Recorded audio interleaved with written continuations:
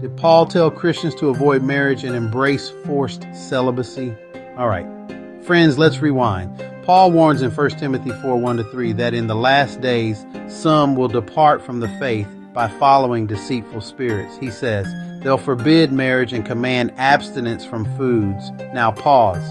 Does this sound like Paul was against marriage? Nope. He was actually calling out false teachers who were banning what God had already called good. Marriage isn't the problem. Food isn't the problem. The problem was people twisting God's design and trying to sound more holy by rejecting his gifts.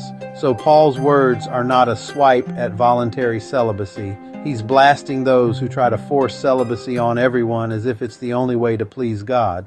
So if Paul isn't condemning celibacy, where does it fit in? Celibacy in itself isn't wrong unless it's forced or taught as the only path to holiness. Think about it. Paul himself was single and celibate when he wrote 1 Corinthians 7.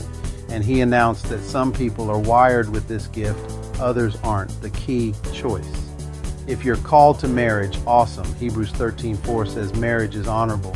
If you're gifted for celibacy, also awesome.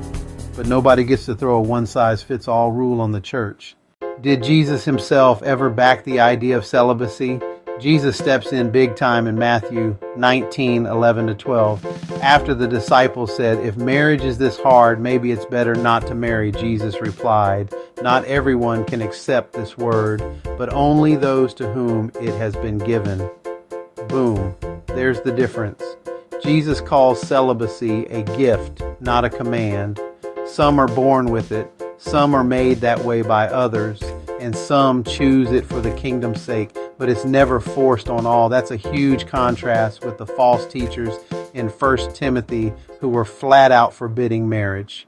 How should we view marriage and celibacy today? Well, here's the bottom line. Marriage is God's design, honorable, blessed, and encouraged.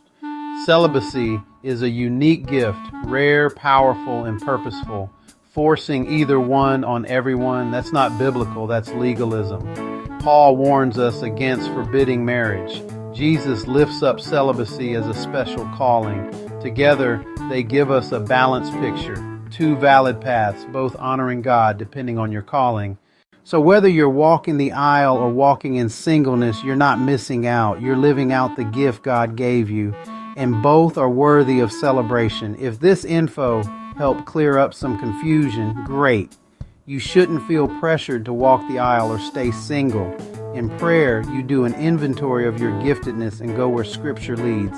Okay, so you know what to do now. Smash that like button and slam that subscribe. We out.